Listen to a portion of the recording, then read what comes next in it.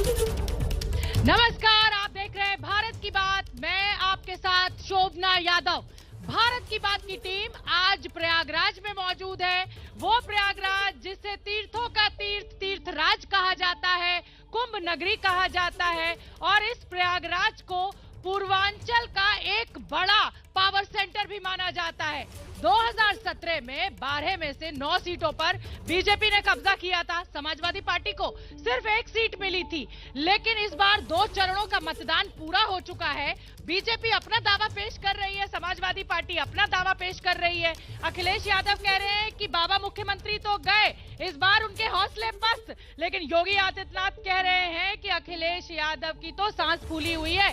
पश्चिमी उत्तर प्रदेश में तो हमारी ही सरकार आ रही है, जाटों का वोट तो हम ही को पड़ा है। तो इसी पर चर्चा कि ये जो तमाम राजनीतिक दलों के द्वारा दावे पेश किए जा रहे हैं, आखिर इन दावों का आधार क्या है। तो पहले आपको सुनवा देते हैं कि अखिलेश यादव क्या दावा कर रहे हैं और योगी आदित्यनाथ क्या कह रहे हैं। पहले सुनते हैं और फिर करेंगे चर्चा की शुरुआत। होगा आपसे तारुफ मेहमानों का। मैं आपको आज यहाँ पर कह रहा हूँ फिरोजाबाद में, क्योंकि फिरोजाबाद को तो सुहाग की नगरी भी कहा जाता है। मैं जो बोलूंगा सच बोलूंगा और इसलिए मैं सच बोलने के लिए आया हूँ कि भारतीय जनता पार्टी धूम धड़ाके के साथ सरकार बना रही है और श्री हरिओम यादव का सम्मान की रक्षा भी करेगी। चुनाव समाजवादी पार्टी के पक्ष में होने लगा।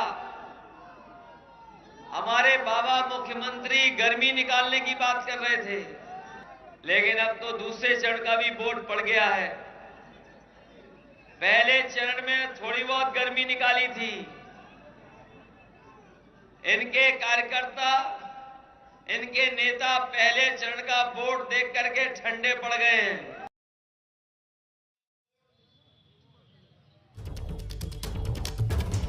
तो सुना आपने, योगी आदित्यनाथ को भी और साथ ही अखिलेश यादव को भी, दोनों ही अपने अपने दावे पेश कर रहे हैं। तो मेरे साथ मेहमानों का एक बड़ा पैनल है।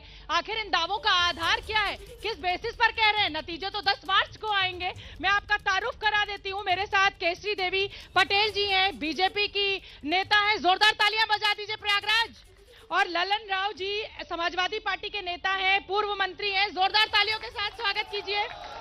और बाबा अभय अवस्थी जी कांग्रेस पार्टी से हैं, उनका भी जोरदार स्वागत कीजिए तालियां बजाकर। उस पर योगी आदित्यनाथ का जवाब है कि सांसें फूली हुई हैं अखिलेश यादव की, तैयारी कर लें यहां से भागने की। हमारे साथ बीजेपी की नेता है। इस दावे का आधार क्या है मैम, मैं ये जानना चाहती हूँ। नतीजे तो 10 मार्च को आने। देखिए, जब चुनाव का समय आता है तो ये दावे अपनी अपनी पार्टी के लोग करते हैं, लेकिन मतलब ये गलत भी हो सकते हैं। बिल्कुल गलत हो सकता है। और यहाँ योगी जी का दावा गलत है, योगी जी का दावा सही है और योगी और मोदी की ही सरकार बनेगी। चलिए, तो योगी और मोदी की सरकार होगी। भाई क्या आधार है कि अखिलेश यादव इस तरीके की भाषा का प्रयोग भी कर रहे हैं? बाबा मुख्यमंत्री बोलते हैं वो, उनको क्या आधार है? अभी तो नतीजे आए नहीं है, मतदान भी सिर्फ 2 चरण का हुआ है। आप लोग ओवर कॉन्फिडेंस में तो नहीं है? 2 लड़कों ने इतने बड़े भारतीय जनता पार्टी के नेताओं की हवा खसका दी है। 2 लड़के तो पहले भी साथ आए थे, तब तो हार गए थे आप। और खलेड़ा होगा, खेला भी होबे, खेला होगा। आधार क्या है, मतलब आप किस दम? आधार हमारी जनता है और वो जनता है, वो बेरोजगार है, वो महिला है, वो मजदूर है, वो किसान है, ये आधार मेरा है। चलिए ठीक है। अभय अवस्थी जी, मुझे ये बताइए कि नेहरू और गांधी का पैतृक घर है इलाहाबाद में, प्रयागराज में, और यहाँ पर कांग्रेस का एक मजबूत किला होता था, लेकिन अब तो सम्मान बचाने की भी जंग आप लड़ रहे हैं। सम्मान बचाने की जंग नहीं, सम्मान को उत्तर प्रदेश में फिर से स्थापित करने की जंग है। इलाहाबाद के अंदर इस चुनाव में चौंकाने वाले परिणाम आएंगे। लड़की हूं लड़ सकती हूं का नारा प्रियंका जी का वो जादुई नारा है। अरे जादुई नारा जरूर है सर, लेकिन मैं भी आज पूरे दिन प्रयागराज की जनता के बीच में थी। कांग्रेस का तो कोई नाम भी नहीं ले रहा है। आप 10 तारीख को हमसे बात करिएगा। इलाहाबाद में 3 सीट 4 सीट पर कांग्रेस पार्टी मजबूती से लड़ रही है और 3 जीत कर हम आने जा रहे हैं। चलिए अब जनता से मैं सवाल ले लेती हूँ, और सवाल ये कि भाई सभी पार्टियां अपनी अपनी जीत का दावा कर रही हैं। देखिए, किससे सवाल है आपका? मेरा भारतीय जनता पार्टी से सवाल है कि इन्होंने ये कहा, पहली बात तो मैं छोटा सवाल, औरों के भी देखिए साहब, देश कितना बिकेगा, प्राइवेट सेक्टर को अंबानी अडानी लोगों को बेच दिया है। और दूसरी चीज ये है, हमारा मेन अहम है कि जो किसानों पर लाठी चली, क्या ठीक है, जो किसानों पे लाठी चली और प्राइवेटाइजेशन, आप हर चीज बेच रहे हैं। कोई सवाल आप पूछना चाहती हैं? मैम मेरा ये सवाल है कि सरकार किसी की भी आए लेकिन भ्रष्टाचार और जातिवाद नहीं खत्म हो रहा है। भ्रष्टाचार और जातिवाद खत्म नहीं होगा, क्या सवाल है आपका? मेरा है आम जनता का सवाल है, किसानों का सवाल है। 70 से 80% टोटल किसान हैं, किसानों की कोई सुनने वाला नहीं है। ठीक है भाई, किसानों के ऊपर जो लाठीचार्ज हुआ है, जनता का सवाल है कि क्या इसको बीजेपी सरकार ठीक मानती है? और आज जब आशीष मिश्रा की रिहाई हो गई है तो क्या ये मुश्किलें खड़ी नहीं करेगा आपके लिए? देखिए, कानून का मसला है, उसमें कानून अपना काम कर रहा है, जो हमारा काम है हम कर रहे हैं। तो दिक्कत तो यही है ना कि आजम खान, उनके ऊपर तो अवैध कब्जे का मुकदमा है, वो अभी तक जेल में है। और जघन्य अपराध, किसानों को कुचल कर मार देने वाले आशीष मिश्रा को 4 महीने के अंदर बेल मिल जाती है। देखिए, उस बारे पे मैं कुछ नहीं बोलूंगी कि दोनों केस न्यायालय में चल रहे हैं, वो न्यायालय करेगा और जो हमारा काम है वो हम कर रहे हैं। आशीष मिश्रा जेल से बाहर आ गए, इसको समाजवादी पार्टी एक बड़ा मुद्दा बना रही है, लेकिन बीजेपी कह रही है कि अपराधी तो आपकी पार्टी में ज्यादा हैं। अपराधी तो अपना इतिहास खुद देख लें बाबा जी। और जहां तक सवाल है कि जितने अपराधियों को बचाए हैं, स्वजाति अपराधी नहीं है उनका कोई। इनका अपराधी है ब्राह्मण है, यादव है, कुर्मी है, काची है, ये अपराधी है, स्वजाति अपराधी नहीं है। चलिए देखिए, मैं यहाँ पर केशरी मैम, मैं यहाँ पर जो खड़ी हुई हूँ प्रयागराज में, आज मैं इलाहाबाद यूनिवर्सिटी गई थी।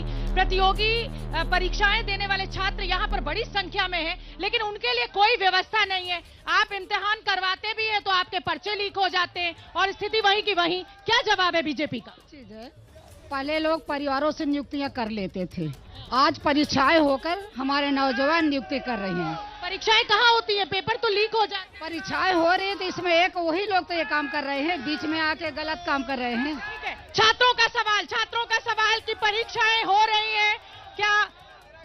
हाँ, आप छात्र हैं तो रुक जाइए, छात्रों का सवाल। मैं बस यही कहना चाहता हूँ, आपके चैनल के माध्यम से मैम की एक मेरा सवाल है कि छात्रों के लिए मैम ने की पार्टियां ने 2014 से अब तक क्या करा? ठीक है, छात्रों के लिए क्या किया? हो गया। मैं बस यही कहना चाहता हूँ, जो छात्र लॉज में रहता है 4 से 5 हजार रुपए उसको मिलता है, 1.5-2 हजार रुपए वो रूम के किराया देता है, 1.5-2 हजार फीस। अगर वो 4-5 साल तैयारी कर रहा है, फिर पेपर परेशान। मैम मैं ये कहना चाहता हूँ कि छात्रों ने भर के वोट दिया था और ये कहा था कि रोजगार देंगे। आज रोजगार जब छात्र मांगने जाता है तो उसके हॉस्टलों में घुस के। मैडम, मेरा एक सवाल है, मैं राष्ट्रीय खिलाड़ी हूँ, मैं चाहता हूँ कि दोनों पार्टियों से चाहता हूँ कि एक अंतर्राष्ट्रीय स्टेडियम बनाना चाहिए इनको। भाई देखिए, दोनों ही पार्टी, सत्ता में समाजवादी पार्टी भी रही है और सत्ता में बीजेपी भी है। छात्रों को आपने सुन लिया, आप कहती हैं कि आपने छात्रों के लिए बहुत कुछ किया, लेकिन छात्रों की शिकायत, छात्रों की नाराजगी, क्या वोट बैंक पर नुकसान नहीं होगा इस युवा वोटर का? पहली बार मैं अपने नौजवान साथियों से बात करना चाहती हूँ कि जिन्होंने स्टेडियम की मांग किया है उसकी बात हमने ऊपर रखा है, और आपका एक 50 एकड़ का स्टेडियम सोराव में बनने जा रहा है और एक 200 एकड़ की जमीन हम इधर भी तलाश। उसके लिए पहले जिताइए बीजेपी को। आप ये बताइए कि देख लिया आपने, बीजेपी से भी नाराजगी है युवा वोटर की, समाजवादी पार्टी से भी नाराजगी है, क्या इसका फायदा कांग्रेस उठाने की कोशिश कर रही है, लेकिन फिर भी जातिगत समीकरणों के चलते, धर्म की राजनीति के चलते वो फायदा आपको मिल नहीं पा रहा? शोभना जी, बहुत ही दुख के साथ ये बता रहा हूं कि जिस रोजगार की बात भारतीय जनता पार्टी और समाजवादी पार्टी पिछले कई वर्षों से कर रही है, इलाहाबाद विश्वविद्यालय आईएएस पीसीएस बनाने की बेल्ट हुआ करती थी। आज आलम यह है कि सलोरी से लेकर बघाड़ा तक में नौजवान अपने गले में फांसी का फंदा। लेकिन फिर भी आपके साथ नहीं है ये नौजवान, क्या करिएगा? हमारे पास सत्ता नहीं है, लेकिन रोजगार का जो अधिकार सोनिया गांधी जी ने इस देश के नौजवानों को दिया, न भारतीय जनता पार्टी ने आज तक दिया, न समाजवादी पार्टी ने दिया। ठीक है, मेरा सवाल अब समाजवादी पार्टी से। अयोध्या और काशी ने बीजेपी के हक में माहौल बना रखा है, ऐसे में समाजवादी पार्टी जो है वो जातीय जनगणना का मुद्दा उठा रही है, तो आपको लग रहा है अयोध्या और काशी के सामने ये जातीय जनगणना का मुद्दा भारी पड़ेगा या आपको नुकसान हो सकता है? देखिए, जो भी हो रहा है उसको होने दें, बस जनता इस बार फैसला करेगी और ये नौजवान फैसला करेंगे। और नौजवानों की नौकरी का सवाल है, बेरोजगारी का सवाल है, तो बेरोजगारी अगर दूर करने का काम, बेरोजगारी भत्ता देने का काम अगर किया था तो अखिलेश यादव ने किया था। और यही दो लड़के चलिए जनता से सवाल ले लेते हैं। जनता से सवाल, किससे आपका सवाल? मैम, मेरा सवाल भारतीय जनता पार्टी के आदरणीय सांसद महोदय जी से है। आदरणीय सांसद महोदय जी, मैं बड़ी विनम्रता के साथ और सरलता के साथ आपसे एक छोटा सा सवाल करना चाहता हूं। आदरणीय सांसद महोदय, हाथरस में जब बेटी के साथ घटना होती है तो भारतीय जनता पार्टी की पूरी सांसद खामोश रहती, जो महिमा। छोटा सवाल। जी मैम। दूसरा मेरा सवाल आदरणीय सांसद महोदय ये है कि उत्तर प्रदेश की जनता आज बेरोजगारी की कगार से गुजर रही है। भारतीय जनता पार्टी के सांसद, विधायक और मंत्री उस वक्त कहां थे? ठीक है, प्रयागराज मेरा भी सवाल है कि जो उद्योगों की बेल्ट थी वो खत्म हो गई। पिछले 5 साल का हिसाब जनता आपसे मांग रही है, क्योंकि उद्योग धंधे यहाँ पर नहीं है, तो रोजगार कहाँ से लाइएगा? सिर्फ वादा नहीं रहेगा ये। देखिए, आजादी के 75वां साल चल रहा है, अमृतकाल। और जो भारतीय जनता पार्टी ने जो विकास का कार्य किया है 7 साल में, वो आजादी के बाद कभी नहीं हुआ। देखिए, आरोप यहाँ से जनता की तरफ से ये भी लग रहा है कि आप निजीकरण कर रहे हैं, हर चीज को बेच रही है बीजेपी। एक मिनट, फिर से बोले। जनता का आरोप यह है कि आप निजीकरण इतनी तेजी के साथ कर रहे हैं, एयरपोर्ट से लेकर LIC का भी जिक्र किया जा रहा है, उससे आप सब कुछ बेच रहे हैं, ये आरोप लग रहा है। और जनता के बीच में कहीं ना कहीं ये संदेश जा रहा है कि बीजेपी जो है वो अर्थव्यवस्था को नहीं संभाल पा रही। बीजेपी की अर्थव्यवस्था इस समय बढ़ी हुई है और बीजेपी निरंतर काम कर रही है। देखिए, बीजेपी की अर्थव्यवस्था बढ़ी हुई है कि देश की अर्थव्यवस्था? हमारे देश के प्रधानमंत्री जी की मंशा थी कि हवाई चप्पल पहनने वाला व्यक्ति भी हवाई जहाज से सफर करके, हवाई चप्पल पहनने वाला तो पता नहीं हवाई जहाज में चल पा रहा है कि नहीं, लेकिन पेट्रोल डीजल की कीमतें इतनी बढ़ गई हैं कि आदमी को पैदल ही चलना पड़ जा रहा है। सवाल लीजिए। आएगी मैडम, किससे सवाल है आप? मेरा किसी सवाल नहीं है। तो फिर समय मत करो। मैम, मैं शिक्षक भर्ती अभ्यर्थी बोल रहा हूँ, 69,000 शिक्षक भर्ती अभ्यर्थी। किससे सवाल है? योगी जी सवाल करते हैं। आपने राष्ट्रीय पिछड़ा वर्ग आयोग बनाया, उसने घोटाले में रिपोर्ट लगा दी कि बच्चों को न्याय दीजिए। लखनऊ में योगी के दरवाजे पे, केशव मौर्य के दरवाजे पे हम लोग न्याय मांगने गए। शिक्षा, ठीक है भाई, देखिए सत्ता में क्योंकि बीजेपी है तो ज्यादा सवाल भी बीजेपी से ही है। मैम जवाब दीजिए। मैं एक बात बता दूं, हमारे उत्तर प्रदेश में 4 लाख से ज्यादा नवयुवकों को नौकरियां मिली हैं, और जो भी हम भी इन नौजवानों के पक्ष में हैं पूरी तरह से। इनकी जहां भी दिक्कतें हो रही हैं, इनके दिक्कतों में हम लोग इनके साथ खड़े हैं, ऐसे नहीं है, और आगे भी हमारी सरकार तमाम। ठीक है, बहुत छोटा सा सवाल। आप जातीय समीकरण के भरोसे बैठे हुए हैं, और क्या आपको नहीं लग रहा कि ब्रांड मोदी और योगी जो हैं वो भारी पड़ रहे हैं आपके इस जातीय समीकरण के ऊपर? यहाँ पर हर धर्मों का समर्थन है, हर वर्गों का समर्थन है, अब की बात परिवर्तन है। चलिए, तो फिलहाल छोटे से ब्रेक के लिए रुकेंगे। ये चर्चा आप सुन रहे हैं, जो दावे राजनीतिक दलों के द्वारा पेश किए जा रहे हैं। 2 चरणों के मतदान के बाद तीसरे चरण का मतदान 20 फरवरी को होना है, तो ऊंट किस करवट बैठेगा, इस पर सबकी नजर। एक ही मकसद, और वो मकसद है तीसरे चरण का मैदान मारना।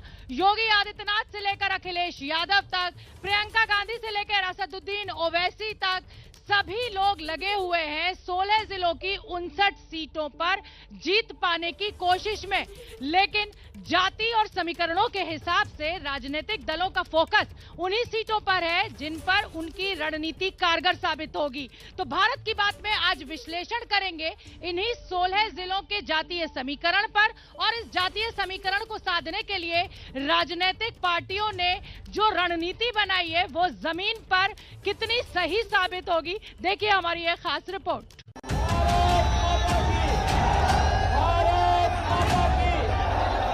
याद करिए समाजवादी पार्टी ने तो भगवान कृष्ण की जन्माष्टमी पर भी रोक लगा दी थी। 300 पार के विश्वास के नीचे भारत माता की। उत्तर प्रदेश में जब अखिलेश की सरकार थी, यहाँ कट्टे और छर्रे बनते थे या नहीं बनते थे? अब भारतीय जनता पार्टी की सरकार आई है, यहाँ गोली की जगह गोले बनने लगे हैं जो पाकिस्तान पर चलने वाले हैं।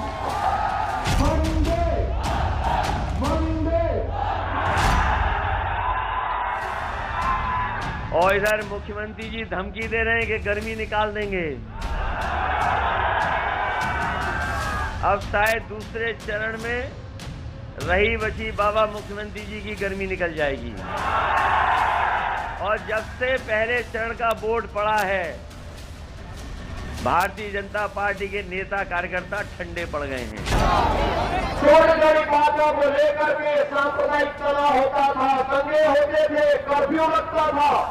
आज भाइयों बहनों, वहां पर कर्फ्यू नहीं लगता, बाजारों में बमबाजी नहीं होती। आज वहां पर कांवड़ यात्रा निकलती है और हर पंपन के नारे के साथ यूपी के सीएम योगी आदित्यनाथ कासगंज से लेकर फिरोजाबाद तक अपनी ताबड़तोड़ रैलियों में फोकस आस्था पर रखे हुए थे। आस्था का सम्मान किया है।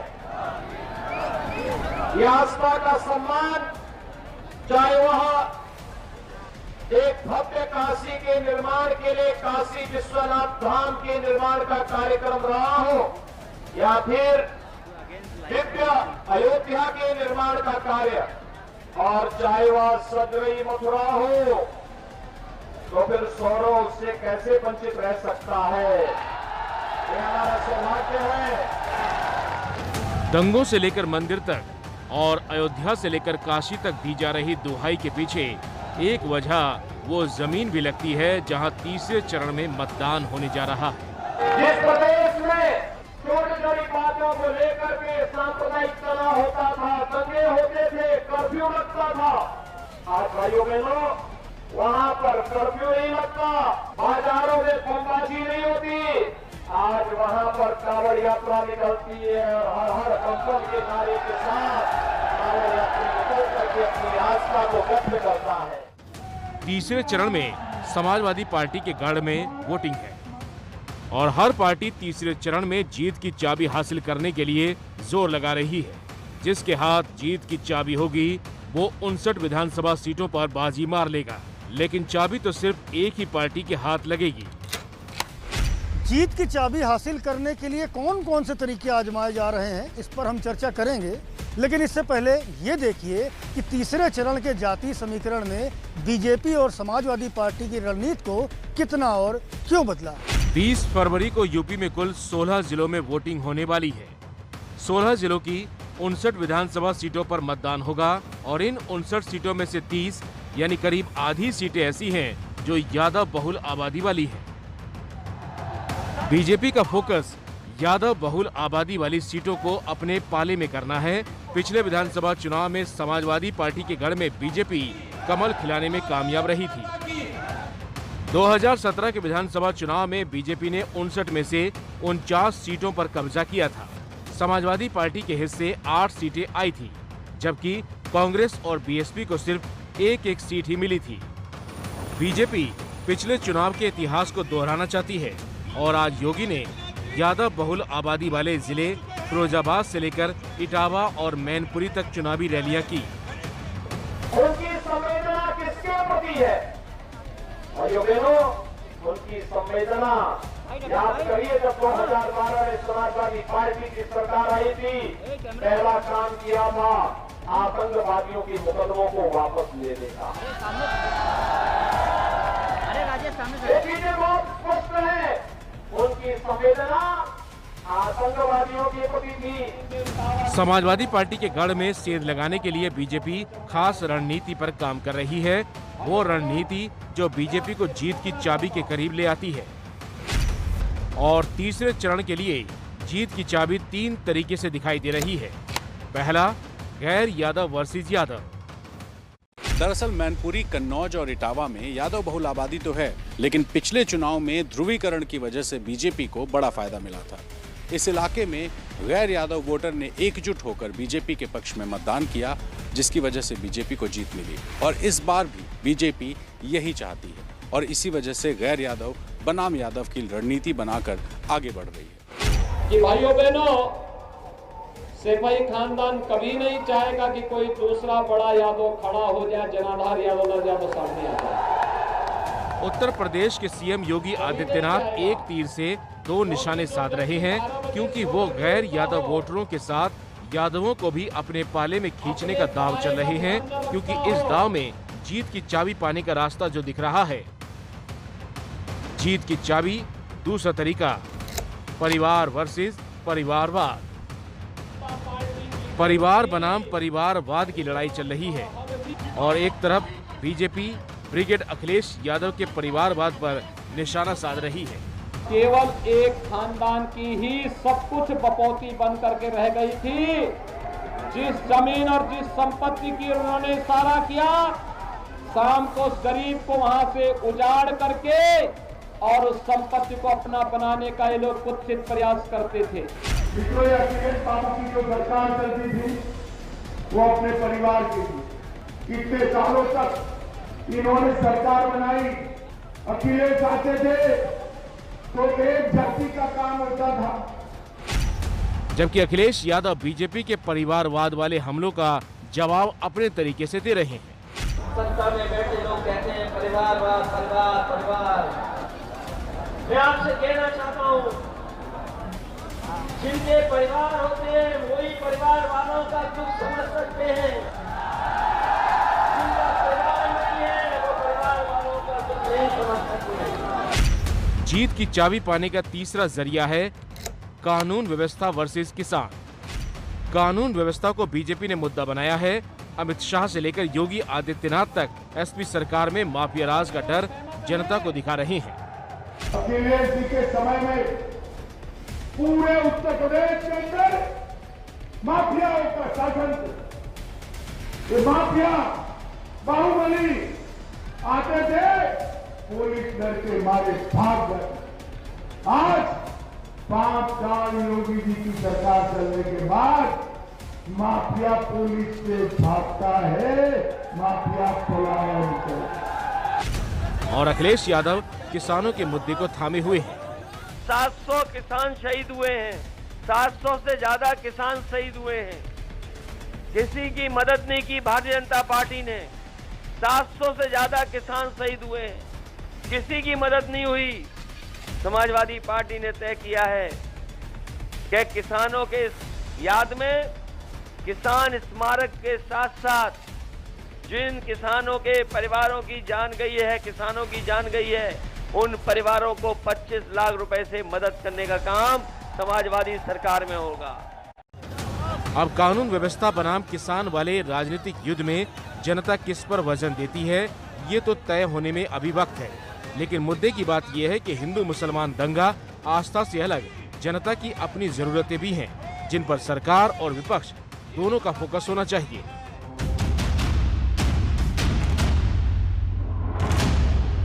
फिरोजाबाद में चुनावी रैलियां तो खूब हुई और तीसरे चरण की वोटिंग से पहले होती भी रहेंगी, लेकिन कोई फिरोजाबाद की चूड़ियों की फीकी पड़ी चमक की चर्चा करने में रुचि नहीं दिखा रहा।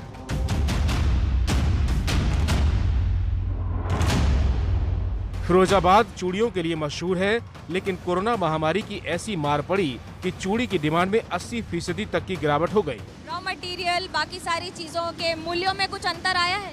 देखिए, पिछले सालों में कोरोना की वजह से चूड़ी की बिक्री में बहुत बड़ा फर्क आया है, क्योंकि मेले, दशहरे, ब्याह शादी में ही चूड़ी बिकती है, वो कोरोना की वजह से बंद है। लेकिन फिरोजाबाद यादव बहुल इलाका है, तो अभी बयानबाजी उसी को ध्यान में रखकर की जा रही है।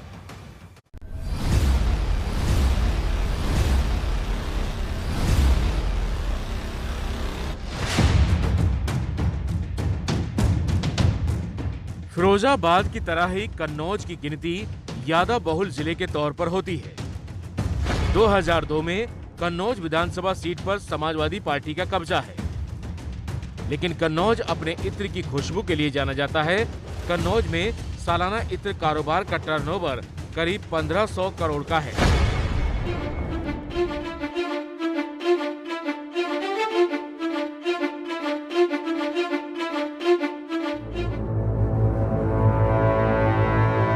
और इसी यादव बेल्ट पर बीजेपी की नजर है। योगी आदित्यनाथ ने आज मुलायम सिंह यादव के परिवार के गढ़ इटावा में भी रैली की। योगी ने जमकर यादव परिवार पर हमले किए। इटावा के सैफई में मुलायम सिंह यादव का घर है। इटावा जिले में 7% मुसलमान हैं। लेकिन इटावा में मुद्दा यहाँ का औद्योगिक पिछड़ापन है। आवारा पशु इटावा की मुश्किल है और खराब सड़क से जनता परेशान है। नरेंद्र मोदी नेताओं की बयानबाजी में भले ही असली मुद्दे पीछे छूट जाएं, लेकिन बयान में जगह न मिलने से मुद्दों की अहमियत कम नहीं हो जाती।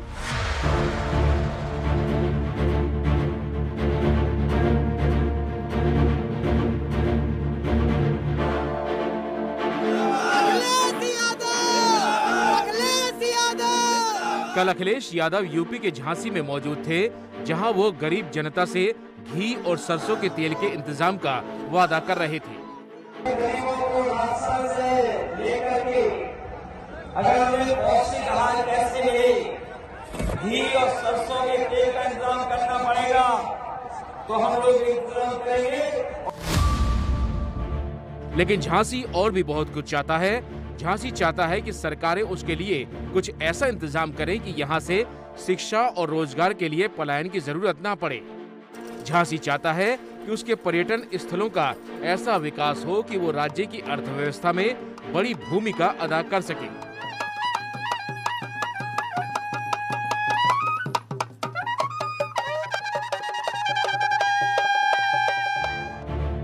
लेकिन सवाल फिर वही कि जनता अपने मुद्दों पर वोट करेगी या फिर नेताओं के तय किए गए एजेंडे पर। 2 चरणों का चुनाव हो चुका है और दोनों फेज के बाद बीजेपी और समाजवादी पार्टी अपनी अपनी जीत का दावा कर रहे हैं। अरे समाजवादी पार्टी का सुपड़ा साफ हो रहा है। उनकी शक्ल देख लेना, उनकी शक्ल पर 12 बज गए हैं।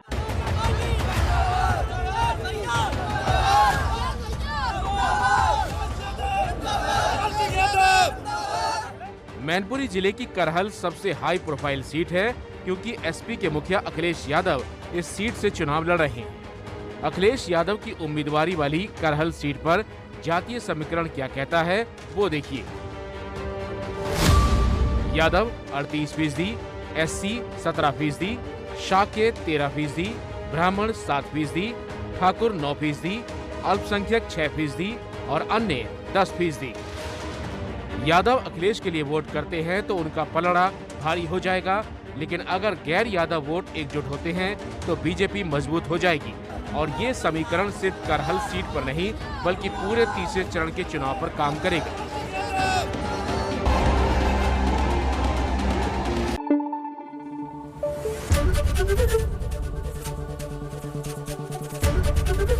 एबीपी न्यूज आपको रखे आगे।